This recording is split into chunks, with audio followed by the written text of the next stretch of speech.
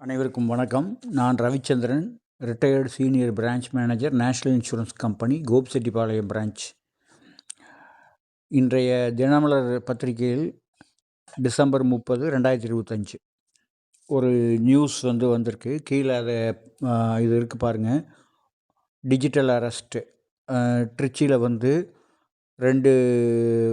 ஒரு husband wifi மிரட்டி, இந்த மாதிரி புல்வாமா தாக்குதலில் உங்கள் பேர் இருக்குது, நீங்கள் உங்கள் ஆதாரை பயன்படுத்தியிருக்காங்க அப்படின்னு சொல்லி அவங்கக்கிட்ட ஏறத்தாழ பணம் 80 லட்ச ரூபாயை அவங்க எஸ்பி அக்கௌண்ட்லேருந்து அனுப்ப சொல்லி, அதுக்கு உண்மை இல்லை அப்படின்னு நீங்கள் குற்றமற்றவர்கள் நீங்கள் நிரூபித்தா உங்களுக்கு 80 லட்ச ரூபா திருப்பி வந்துடும் அப்படின்னு சொல்லி அவங்கக்கிட்ட வீடியோ காலில் முதல் ஃபோனில் பேசியிருக்காங்க. அப்புறம் வீடியோ காலில் மிரட்டி அதை வாங்கியிருக்காங்க. ஃபஸ்ட்டு 2-3 விஷயம் புரிஞ்சுக்கணும். எங்களுக்கு ட்ரைனிங் கொடுத்தாங்க ஒரு சமயத்தில், ரிட்டையர்மெண்ட் சமயத்தில். டிஜிட்டல் அரெஸ்ட் அப்படிங்கிறது ஒன்றும் கிடையாது. டிஜிட்டல் அரெஸ்ட் அப்படிங்கிற வேர்டே கிடையவே கிடையாது. ஹிஸ்ட்ரியில் கிடையாது, போலீஸ் இதில் கிடையாது. நம்ம குற்றம் பண்ணி இருந்தால், ஒரு வேளை ஒருத்தர் ஒரு குற்றம் பண்ணி இருந்தால், போலீஸ் ஃபோனெல்லாம் எல்லாம் அலர்ட்லாம் கொடுக்க மாட்டாங்க. நேராக வீட்டு கதவை தட்டி அரெஸ்ட் பண்ணி கொண்டு போய் போலீஸ் ஸ்டேஷனில் உட்கார வச்சுருவாங்க. ஸோ நாம் எந்த குற்றமும் ஈடுபடலை அப்படிங்கிறப்போ நாம் யாருக்கும் பயப்பட வேண்டிய அவசியம் இல்லை. நம்ம என்ன எனக்கு ட்ரைனிங் ப்ரோக்ராமில் என்ன சொன்னாங்கன்னா, யார் அன்னோன் பர்சன் இந்த மாதிரி டிஜிட்டல் அரெஸ்ட் அது இதுன்னு சொன்னாங்கன்னா நம்ம பயப்பட வேண்டிய அவசியம் இல்லை. உடனே அந்த காலை நம்ம கட் பண்ணிடணும். டிஜிட்டல் அரெஸ்ட் அப்படிங்கிறது ஒன்றும் கிடையவே கிடையாது. நம்ம குற்றமற்றவர்களாக இருக்கிற பட்சத்தில் நம்ம யாருக்கும் பயப்பட வேண்டிய அவசியம் இல்லை. டிஜிட்டல் அரெஸ்ட் அப்படிங்கிறது ஒன்று கிடையாது. ஏன்னா நேரடியாக தான் போலீஸ் எந்த குற்றம் பண்ணியிருந்தாலும் சம்மந்தப்பட்டவர்களை அரெஸ்ட் பண்ணுறதுக்கு போலீஸ் நேரடியாக தான் வருமே தவிர ஃபோன்லலாம் வார்னிங்லாம் கொடுத்துட்ருக்க மாட்டாங்க.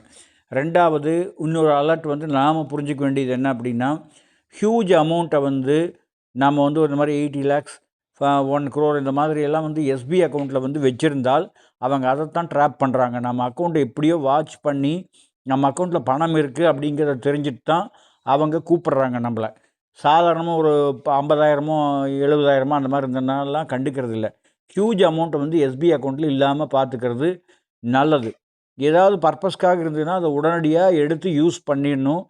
ஹியூஜ் அமௌண்ட்டை எஸ்பி அக்கௌண்ட்டில் வைக்கக்கூடாது. இதுவும் எங்களுக்கு அறிவுறுத்தப்பட்ட ஒரு தகவல் எங்கள் ட்ரைனிங் ப்ரோக்ராமில்.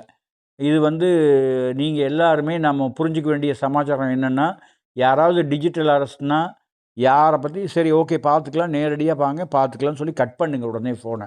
நம்ம என்ன வேணால் சொல்லுவோம். நம்மளை மிரட்டுறதுக்கு ஆதார் கார்டை யூஸ் பண்ணியிருக்கோம், நீ உங்கள் கையெழுத்து போட்டு அக்கௌண்ட் ஓப்பன் பண்ணிங்க, எதை வேணால் அவங்க சொல்லட்டும்.